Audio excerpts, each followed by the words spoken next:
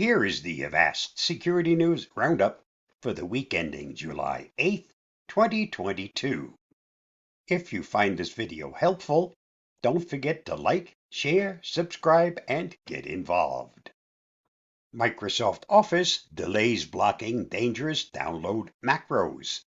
Microsoft announced earlier this year that it would block VBA macros in downloaded Office documents due to how popular they are for distributing malware. However, those plans are now on hold. Bleeping Computer reports that Microsoft is rolling back the change that blocked macros in Word, Excel, and PowerPoint documents downloaded from the web. The company said in the Microsoft 365 Message Center, based on feedback, we are rolling back this change from current channel. We appreciate the feedback we've received so far, and we're working to make improvements in this experience. We'll provide another update when we're ready to release again to the current channel. See How to Geek for more on this story. Microsoft tackles the Windows App Store's biggest problem. The Microsoft Store was supposed to give Windows 11 users a safe and easy means to find apps, but it's only accomplished the opposite. The Microsoft Store is chock full of scams, mainly paid versions of open source apps like VLC and Firefox. Finally, Microsoft said it'll take this problem seriously. According to Microsoft's new App Store policy, which go into effect July 16th, users may not attempt to profit from software that is otherwise generally available for free. This rule is long overdue, but as many developers note, it's a bit too broad. Some open source developers sell their apps on the Microsoft Store in lieu of asking for a donation. This is usually clarified in the app's description. See Paint.net listing on the Microsoft Store for an example. See the full story at Review Geek. Checkmate ransomware via SMB services exposed to the internet.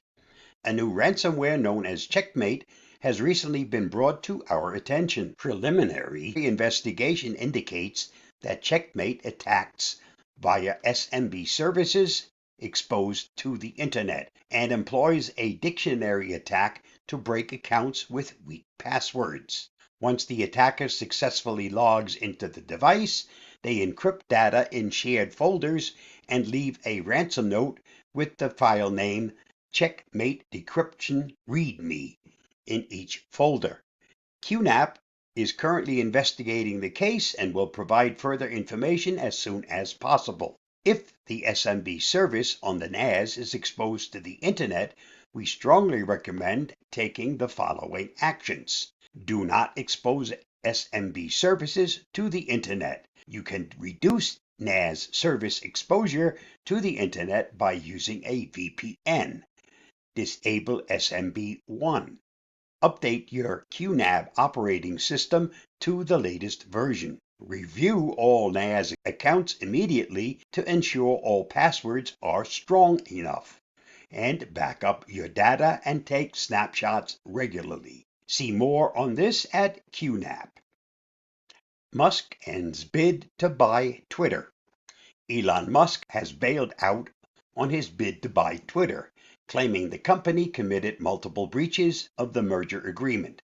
Musk's attorney detailed their complaint in a regulatory filing with the SEC. As further described below, Mr. Musk is terminating the merger agreement because Twitter is in material breach of multiple provisions of that agreement, appears to have made false and misleading representations upon which Mr. Musk relied when entering into the merger agreement, and is likely to suffer a company material adverse effect, reads the filing. Musk could be on the hook for $1 billion breakup fee or more than that if Twitter beats him in court. In a tweet posted shortly after Musk's announcement, Twitter chairman of the board, Brett Taylor, said the company would sue to force the deal to close. Read more at Ars Technica. TikTok sued for blackout challenge after child deaths. TikTok is being sued by parents for allegedly showing images that encourage 7 children to choke themselves to death. The so-called blackout challenge displayed videos of other people trying techniques that encourage users to choke themselves with belts, purse strings, and anything similar until passing out. All the children who reportedly died after trying them are said to have been aged between 8 and 14.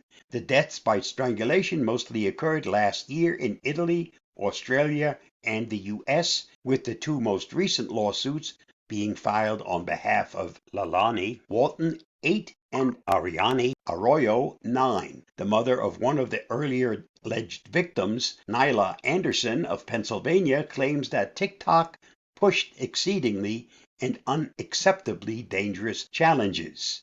In an attempt to shore up its reputation, TikTok has blocked the Blackout Dare video, instead linking those who search for it to a warning screen that declares some online challenges can be dangerous, disturbing, or even fabricated.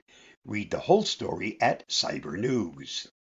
Snapchat's Ghost Trails feature might be used for stalking. The new subscription package includes some of the platform's experimental features, such as pinning one of the friends as BFF, seeing how many users have rewatched your stories, and having a special badge with Ghost Trails.